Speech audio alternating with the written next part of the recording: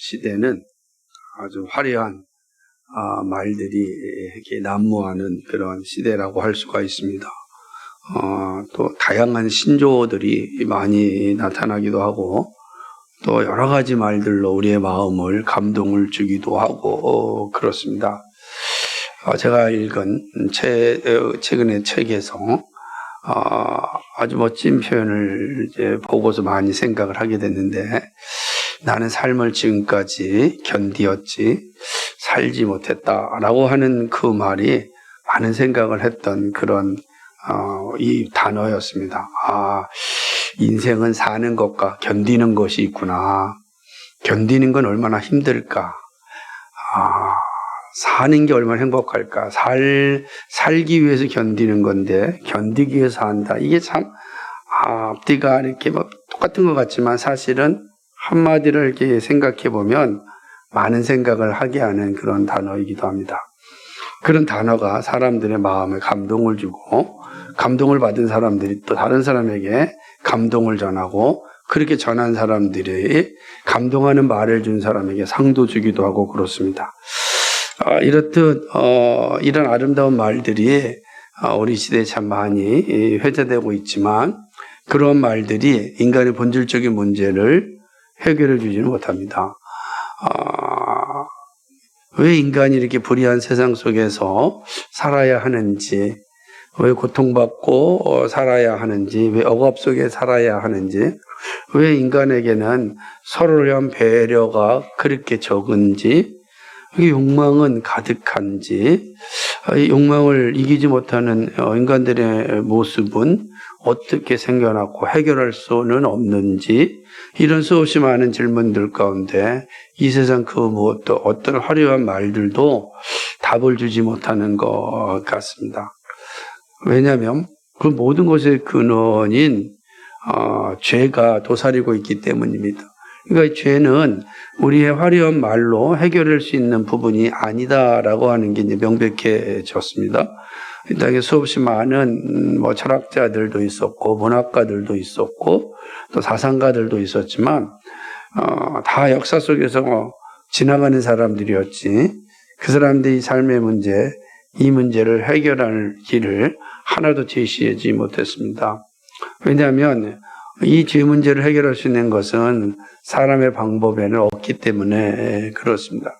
그것은 이 역사가 스스로 고백하고 있는 사실입니다. 죄 문제를 해결할 수 있는 유일한 길은 믿음에는 없습니다. 그러니까 믿음이 우리로 하여금 삶의 중요한 문제를 해결하고 우리로 하여금 온전한 삶을 살 수 있게 하기 때문에 그렇습니다. 그러나 이 땅에 많은 사람들은 이 길을 모르기 때문에 방황하고 또 행복을 누리지 못하고 여전히 고통 가운데 있는 것을 보게 되는 것입니다.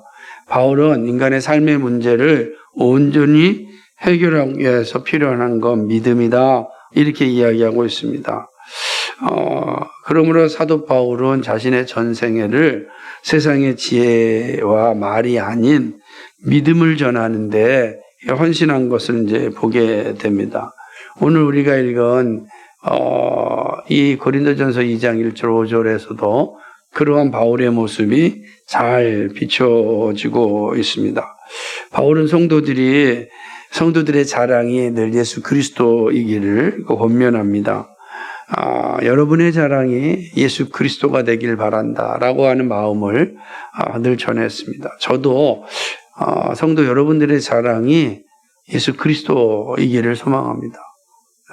여러분의 자랑이 부와 명예와 권력과 성공이 아니라 예수 그리스도 그 한 분만 자랑하는 거, 나머지는 감사하는 겁니다. 난 자랑은 예수 그리스도고 나머지는 다 감사할 뿐입니다. 사도 바울의 마음, 예수님이 주신 마음이잖아요.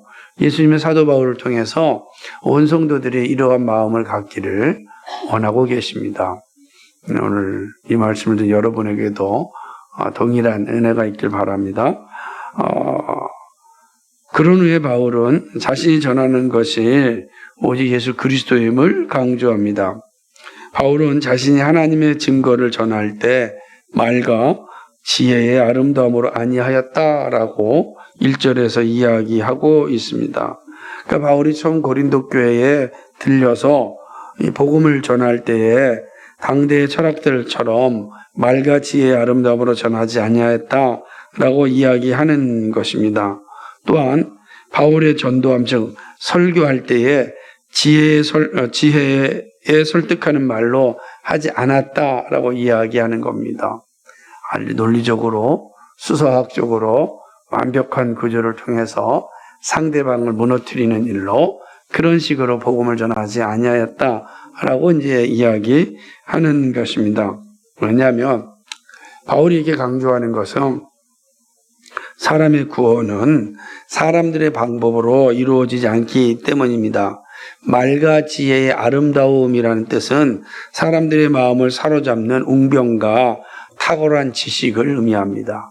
그러니까 사람들이 감정을 팍 일으키고 그들의 지성을 팍 짓누르는 그 어마어마한 지성과 그 다음에 웅변력을 가지고 내가 전하지 아니하였다라고 이야기하는 것입니다. 아마 이렇게 바울이 이런 능력이 없어서 그런 것이다 저는 생각하지 않습니다. 바울은 아마 이런 능력이 충분하였을 것입니다. 그럼에도 불구하고 그렇게 하지 아니하였다라고 이야기하는 것은 구원은 사람의 말에 사람의 능력으로 나타나는 것이 아니고 오직 예수 그리스도의 은혜로 예수 그리스도의 믿음으로 이루어지기 때문에 그렇습니다. 학자들에 의하면 바울이 복음을 전하였던 그 고린도 지역, 그리스 지역에 제2차 소피스트 운동이 일어났다고 합니다. 소피스트라고 하는 것은 궤변론자 혹은 거리의 철학자, 우리 시로 얘기하면 개똥 철학자, 비하하는 말이죠. 그러니까 거리의 철학자들입니다. 이들은 자신들이 가진 지성을 가지고 사람들에게 자신의 지식을 전하였고 그 전하는 지식을 통하여서 사람들로부터 돈을 받고 그것으로 자신의 삶을 살아갔던 사람들입니다. 그러니 사람들의 주머니를 털기 위해서 얼마나 기발한 말을 했겠습니까? 그리고 정말로 당대 고대에 흐르는 그런 많은 지식들을 잘 융합하여서 아마 전하였을 것입니다. 그리고 그들이 전하는 웅변력과 그들의 지식에 탐복하여서 나는 당신의 제자가 되겠습니다 라고 하는 사람들이 많았을 것입니다. 그래서 소피스트들은 다 자기만의 제자들을 거느리고 있었습니다. 그리고 그 제자들로부터 자신의 삶의 문제를 해결하였습니다. 사도 바울 역시 그들 못지않은 지식과 지성과 또 웅변력을 가지고 있지만 물론 바울은 이야기할 때 자기는 어눌하다라고 이야기하니까 탁월한 웅변력을 가졌다라고 보기에는 조금 부족할 수 있을 것지 모르겠습니다. 그러나 논리력에서나 혹은 그 가진 지성에 있어서는 아마 누구 못지않은 그런 능력을 가지고 있지 않을까 생각을 해 봅니다. 바울은 복음을 전할 때 이런 소피스트들과 같은 방법으로 전하지 아니하였다라고 이야기하는 것입니다. 믿음은 사람의 말과 지혜로 이루어지는 것이 아니기 때문입니다.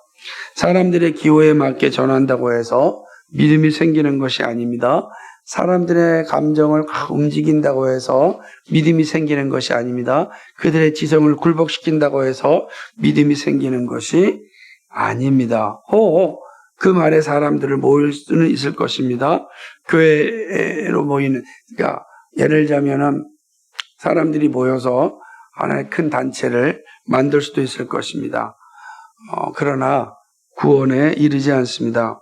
바울이 디모데후서에서 바른 교훈을 강조한 이유가 여기 있습니다.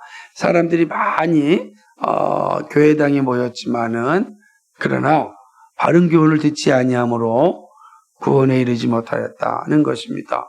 교회당에 많은 사람이 모일 수는 있지만 구원에 이르지 못하는 것입니다. 바울은 이미 고린도전서 1장 18절에서 이 사실을 분명하게 밝혔습니다. 구원에 이르는 건 전도의 어리석음, 미련한 것을 통하여서 이룬다라고 하였습니다. 그리고 오늘 본문 2절에서 다시금 그 사실을 이야기합니다. 내가 너희 중에서 예수 그리스도와 그가 십자가에 못 박힌 것 외에는 아무것도 알지 아니하기로 작정하였음이니라 라고 이야기하는 것입니다. 바울이 이렇게 당당하게 말할 수 있는 것은 예수 그리스도께서 십자가에 못 박히신 이 복음만이 구원에 이르게 하기 때문입니다. 바른 교훈은 십자가에 달리신 예수 그리스도이십니다. 그리고 성경대로 3일 만에 부활하신 예수 그리스도입니다. 십자가의 죽으심과 3일 만에 부활하신 예수 그리스도를 믿을 때 구원에 이르는 겁니다. 여러분 한번 생각해 보십시오. 예수님이 십자가에서 온 인류의 죄를 짊어지고 죽으셨다. 상식적으로 보면은 그거는 실패한 지도자입니다. 죽었으니까요. 그런데 갑자기 죽은 자가 3일 만에 살아났다. 얼마나 엉렁뚱땅한 이야기였습니까? 그러므로 사람의 지성으로는 이게 쉽게 이해가 되지 않는 겁니다. 왜냐하면 단 한 번도 죽은 자가 살아난 것을 본 이가 없기 때문에 그렇습니다. 그리고 사람이 죽는다고 나의 죄가 없어진다. 단 한 번도 그런 적이 없습니다. 그런데 어떻게 그 사실을 믿어야 구원에 이릅니까? 사람들의 방법으로, 사람들 생각으로는 이해하기 어려운 겁니다.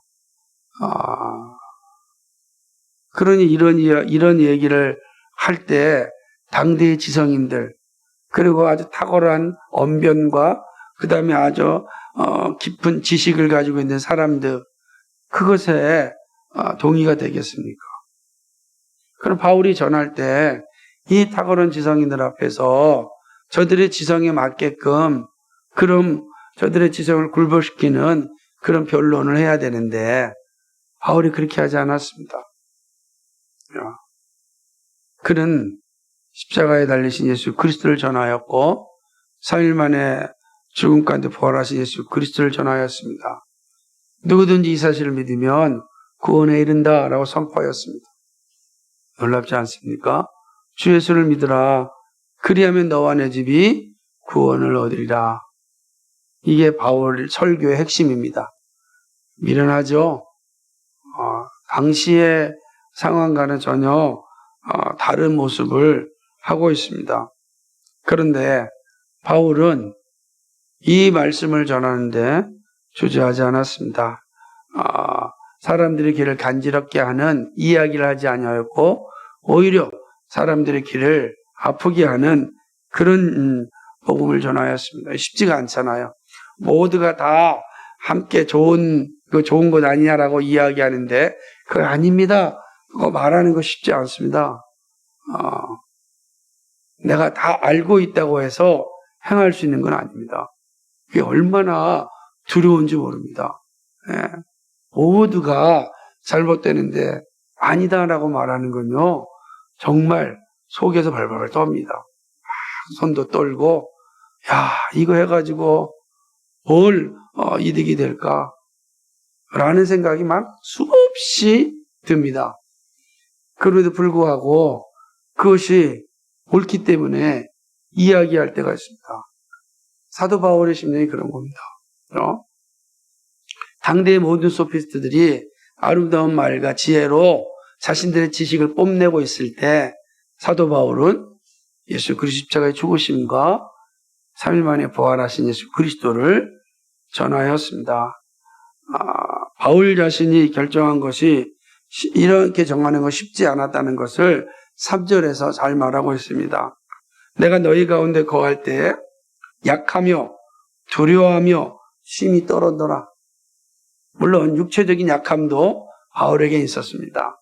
우리가 갈라디아서에 보게 되면 바울이 연약한 존재임을 보여주는 표현들이 있지 않습니까? 바울은 육체적으로 약하였습니다. 그러나 단지 육체적인 약함만 말하는 것이 아니라 심적인 어려움을 겪고 있음을 나타냅니다.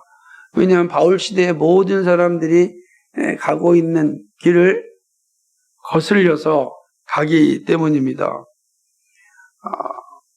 조롱과 멸시를 예견하였습니다. 내가 이 말할 때 나를 조롱할 것이고 나를 멸시할 것이고 나를 무시할 것이고 바울이 너무 명확하게 알고 있습니다. 안 그러겠어요?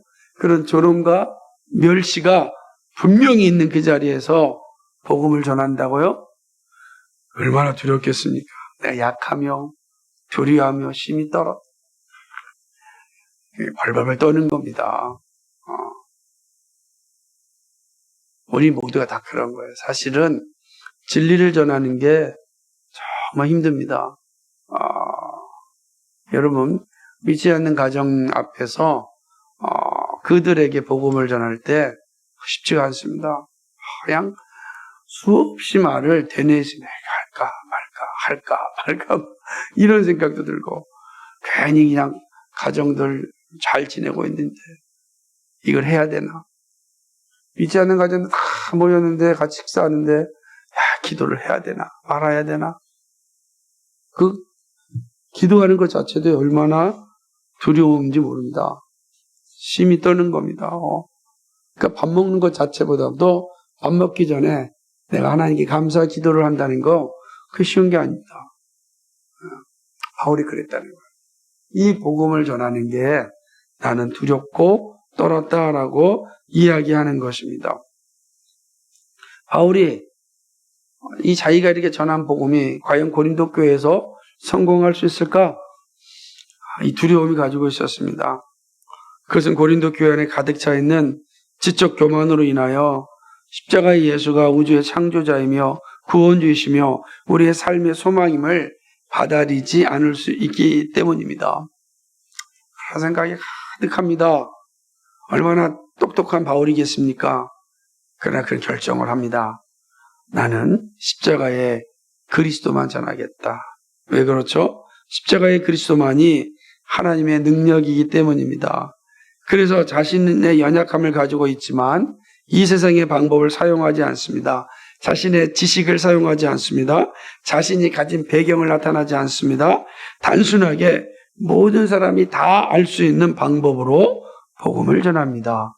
예수 그리스도께서 우리를 위해 죄를 위하여 십자가에 죽으셨습니다.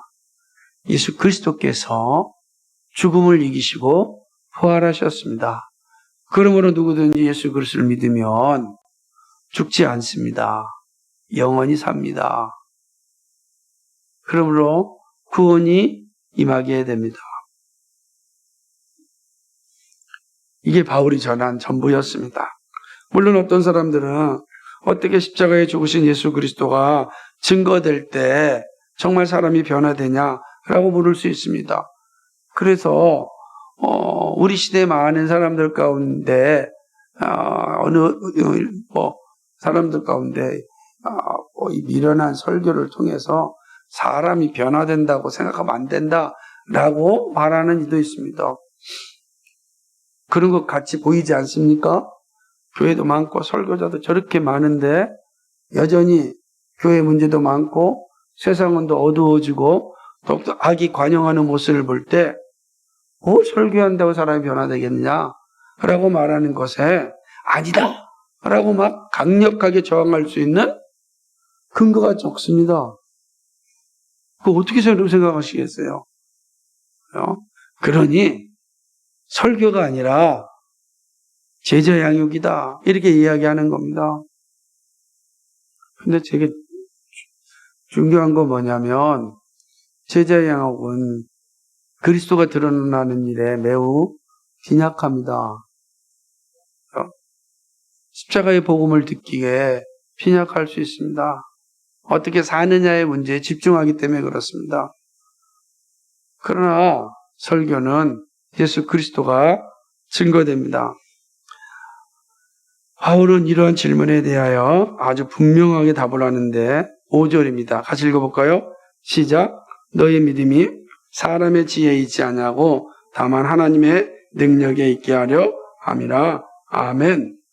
내 말과 내 전도함이 설득력 있는 지혜의 말로 하지 아니하고 다만 성령의 나타나심과 능력으로 나는 한다 라고 이야기하는 겁니다. 하나님의 능력, 성령의 능력, 이것이 우리를 구원에 이르게 하는 것입니다. 믿음은 하나님의 능력으로 주어집니다. 바울은 에베소에 보낸 편지에서 이것을 하나님의 은혜라고 하였습니다. 믿음은 하나님이 주신 선물입니다. 사람의 지혜로 설득되는 것이 아니라 구원받기로 작정된 자가 말씀을 들을 때 변화가 일어납니다. 회심은 반드시 이 전도의 미련한 것을 통하여 일어나는 것입니다. 하나님의 능력이 임하면 누구라도 거부할 수가 없습니다. 그래서 우리는 모두 다 하나님의 능력이 임하기를 위하여 기도하는 것입니다. 아직도 복음을 듣지 못하고 구원의 은혜를 누리지 못하는 이들에게 하나님의 능력을 나타나도록 구해야 하는 것입니다. 그런데 이 하나님의 능력은 오직 복음이 선포될 때만 나타납니다. 그러니까 구원의 복된 소식을 듣지 못한 자들에게 구원의 놀라운 선물을 주려면 복음을 듣게 해야 되는 겁니다. 그래서 가서 인도하라는 거예요. 복음을 듣는 자리로 인도하라. 복음을 들을 수 있도록 인도하라라고 하는 겁니다. 그래서 그들이 복음을 들으면 성령께서 역사하셔서 변화시켜 주신다라고 하는 것이죠. 이것이 본문에서 바울을 통하여 주시는 말씀입니다. 오늘의 말씀은 세계관의 전쟁터이며 온갖 우상들이 권력을 잡고 있는 우리 시대에 무엇보다도 필요한 말씀입니다. 자, 그렇다면 이 말씀이 우리에게 주는 교훈은 뭔가 긴 내용이지만 그러나 핵심만 딱 이야기하고 마치도록 하겠습니다. 믿음은 세상의 지혜와 설득으로 만들어지지 않음을 명확하게 인식해야 됩니다. 오늘날처럼 온갖 종류의 치료사들이 많은 시대는 없었습니다. 자, 보세요. 어떤 분들은요, 웃음 치료사, 음악 치료사, 미술 치료사, 감정 코칭, 연애 코칭, 티칭 전문가, 각종 상담사들, 가정 상담사, 청소년 상담사, 성평온적 상담사, 독서 지도사, 논술 지도사, 부동산 전문가, 사회복지사, 경제 전문가, 교육 전문가, 정치 평론가, 음악 평론가, 영업 평론가, 기업 컨설팅, 정치 컨설팅, 이제는 교회 컨설팅까지 있습니다. 그죠? 어마어마합니다. 교회도 컨설팅이 필요하다는 겁니다. 그러니까 정말로 우리 시대는 이런 지혜와 우리의 문제를 설득하는 이런 전문가들이 너무너무 많아요. 근데 이렇게 많은 전문가들로 인하여서 사회가 조금 더 선해졌습니까? 그렇지 않습니다. 이런 사람들 얘기 들으면 구원에 이를 수 있을까요? 우리의 죄 문제를 해결할 수 있을까요? 그렇지 않습니다. 불가능한 것입니다. 그리스의 위대한 철학자였던 플라톤이 행복한 뭐냐라고 할 때 5가지로 딱 정리했는데 얼마나 지혜로운지 몰라요. 한번 다 들어보세요. 행복의 5가지 조건. 첫째, 먹고 살기에 조금은 부족한 듯한 재산. 둘째, 모든 사람이 칭찬하기에 조금 부족한 외모. 셋째, 자신이 원하는 것의 절반밖에 인정받지 못하는 명예. 네 번째, 한 사람에게는 이기고 2사람에게는 질 정도의 체력. 5번째, 연설했을 때 청중의 절반 정도만 박수를 치는 언변. 요 정도만 가지고 있으면 행복하게 살 수 있다는 거예요. 왜 그럴까요? 미움도 받지 않고 시기도 받지 않으면서 자기가 할 거 다 하잖아요. 너무 잘하면 미워하고 시기하고 질투하잖아요. 그럼 미움, 시기, 질투받으면 행복이 오겠습니까? 그러지 않거든요. 그러니까 보세요. 먹고 살기에 조금은 부족한 듯한 재산. 가난하지 않다는 거죠. 우리가 대부분 그렇지 않아요? 여러분 다. 상위 1%, 아니 상위 20% 들지 않잖아요, 우리가. 그런 내용인 것. 그런데 이러한 것들이 우리를 구원에 이르게 하는 게 아닙니다. 정말로 중요한 건 예수 그리스도 십자가가 우리의 구원에 이른다라고 하는 것을 명확히 아는 거죠. 그래서 믿음은 오직 십자가의 복음을 들을 때 나타나는 거예요. 세상의 말과 지혜로 믿음이 생기지 않고 오직 십자가의 복음을 들을 때만 나타나는 것입니다. 로마서 10장 17절에 그러므로 믿음은 들음에서 나며 들음은 그리스도의 말씀으로 말미암았느니라. 말씀하는 이유가 여기에 있습니다. 세 번째는 신자의 삶을 철저하게 하나님의 능력에 있습니다. 믿음을 가진 신자의 삶은 철저하게 하나님의 능력에 따라 이루어지는 것입니다. 물론 사람들은 예수 그리스도의 십자가 말고 다른 것을 요구합니다. 좀 쉽고 가벼운 이야기를 기대합니다. 힘들고 지친 인생에서 활력을 주는 말을 기대합니다. 그런데 우리가 능력 있는 삶, 신자로서의 삶, 성도로서의 삶, 그리스도인으로서의 삶을 살려면 사실은 하나님의 능력이 있어야 됩니다. 근데 하나님의 능력은 복음을 들을 때 나타납니다. 근데 그 복음은 예수 그리스도 십자가에 죽으신가 죽음 가운데 부활하신 예수 그리스도입니다. 그러니까 우리는 다 신자는 철저히 하나님의 능력에 따라서 이 땅에 살아갈 수밖에 없어요.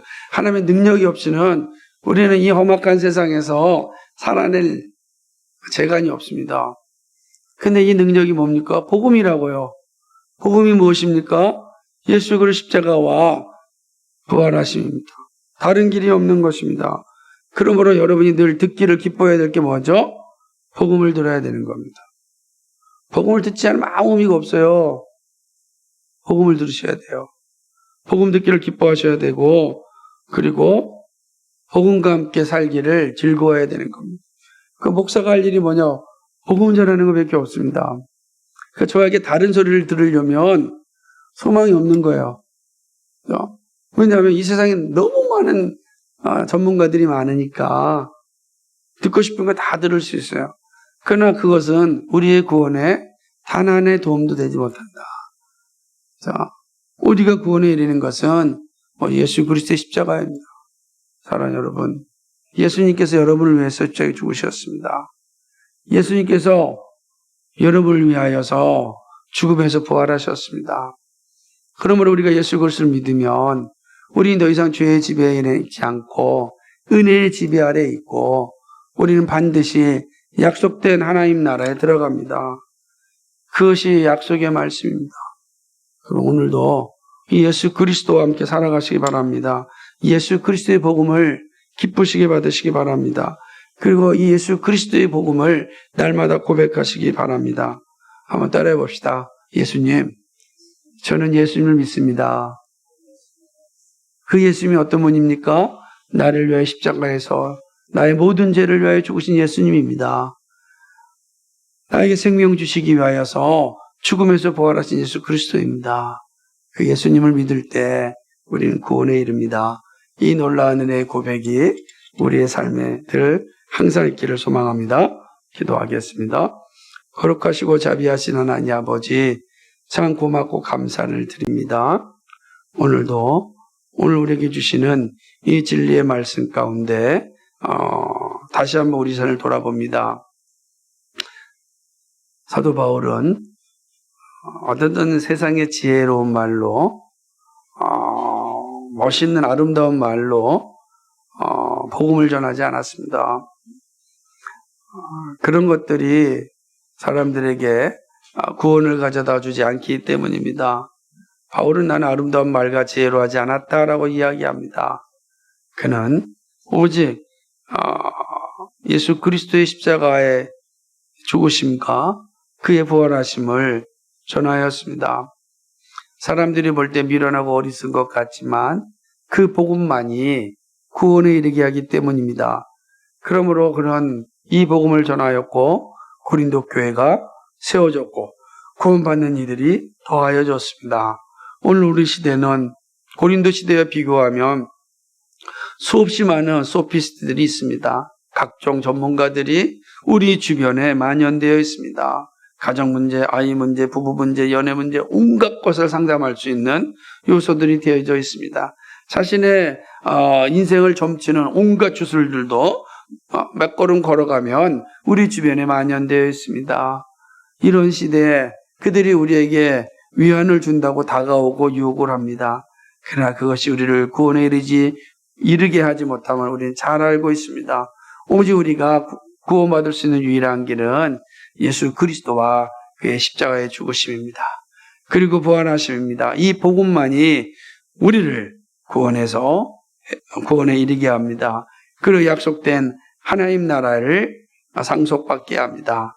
주님, 이 놀라운 복음을 꼭 붙잡고 언제나 어디서나 이 예수의 복음을 가지고 살아갈 수 있는 우리 모두가 되게 하여 주옵소서. 빛과 소금교회는 오직 이 예수의 복음을 전하고 온 성도들은 예수의 복음을 듣기를 기뻐할 수 있도록 도와주옵소서. 감사하며 예수 그리스도의 이름 받들어 기도하옵나이다. 아멘.